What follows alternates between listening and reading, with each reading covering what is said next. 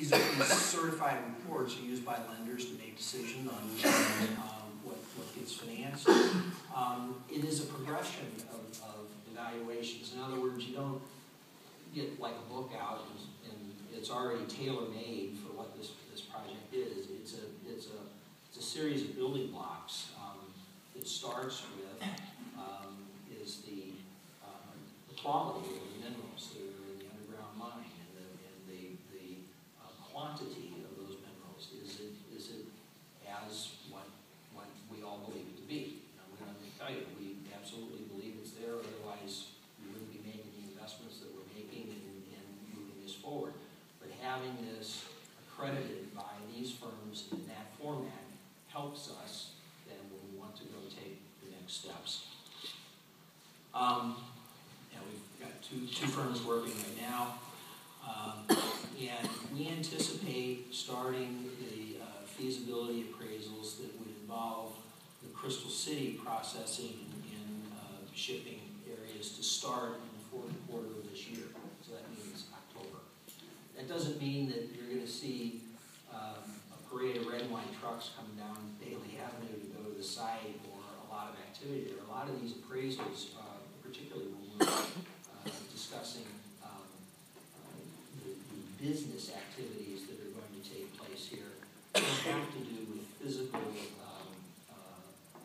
assessments of the site, because we all know there's nothing there. So it has to do with more proving out the means and methods of the economics of what's proposed there, and all of the attributes as it relates to shipping the product. So I added some pictures, and for those of you who I had the pleasure of spending time with, Mrs. McKenna and I were just talking, it was 3 years ago that we were active in this.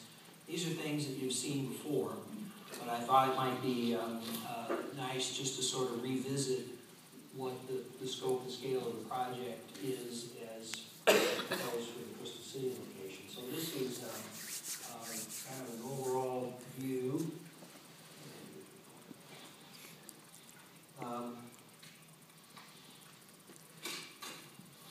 Of the, I thought it worked, here we go. So that's like Bailey Avenue right there. There's the Burlington Northern train right away. That's the Mississippi River. This is a easement road that exists today that actually bisects the property here and goes across Platte Creek. The basic business operation is to receive magnetite iron concentrate via an underground pipeline from Pea Ridge.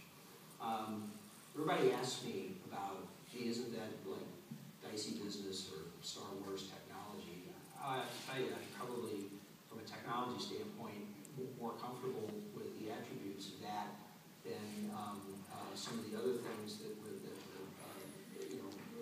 contemplating in terms of other processing. But it makes an awful lot of sense. I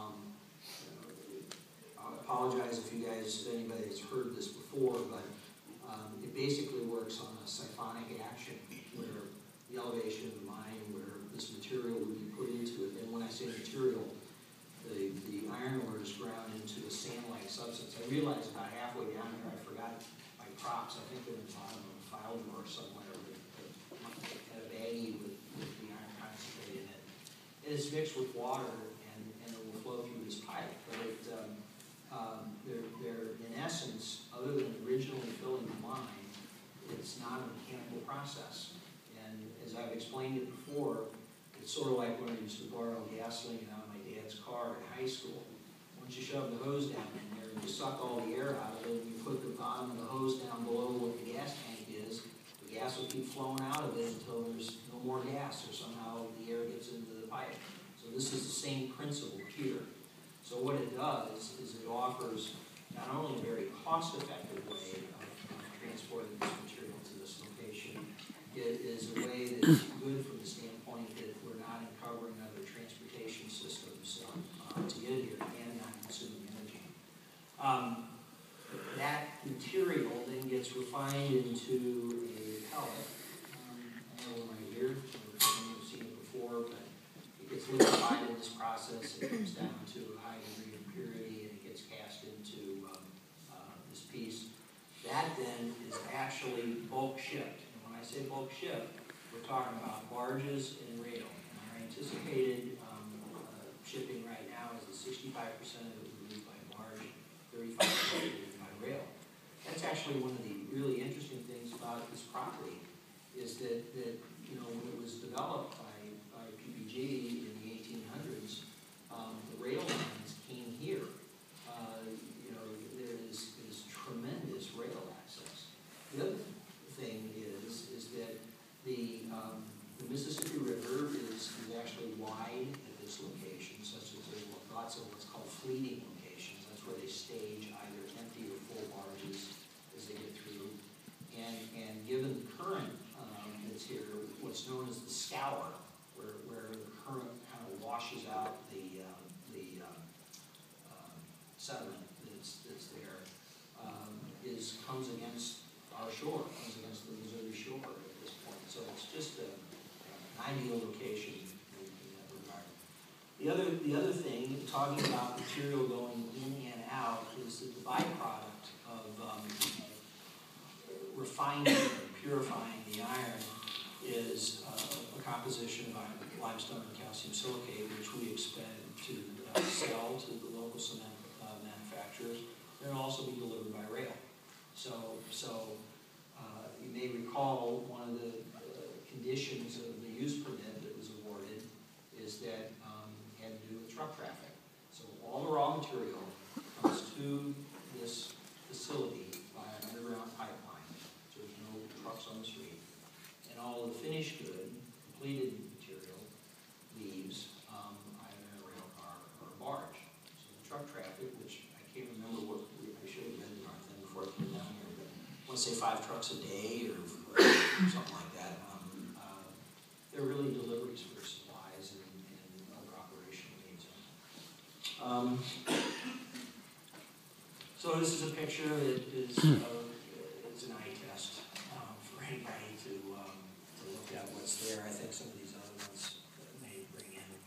Here's in the lower right corner is an excerpt from a 3D model that we put together that would be if you were in a helicopter over the Mississippi River looking at the barge dock facility. This red line shows, you know, where we are out here on the river.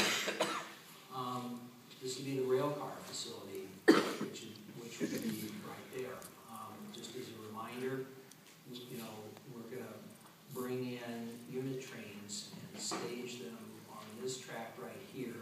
And once they're staged, they'll be managed or moved by a positioner, such that there isn't an engine running all the time. It would be, once you fill the car, advancing it to get the next car there. It's done with a hydraulic mechanism. And once it gets all the way around the corner, it can be staged onto a track, such that as empty trains are brought in and loaded, the engines can leave and the full train can go out the other way.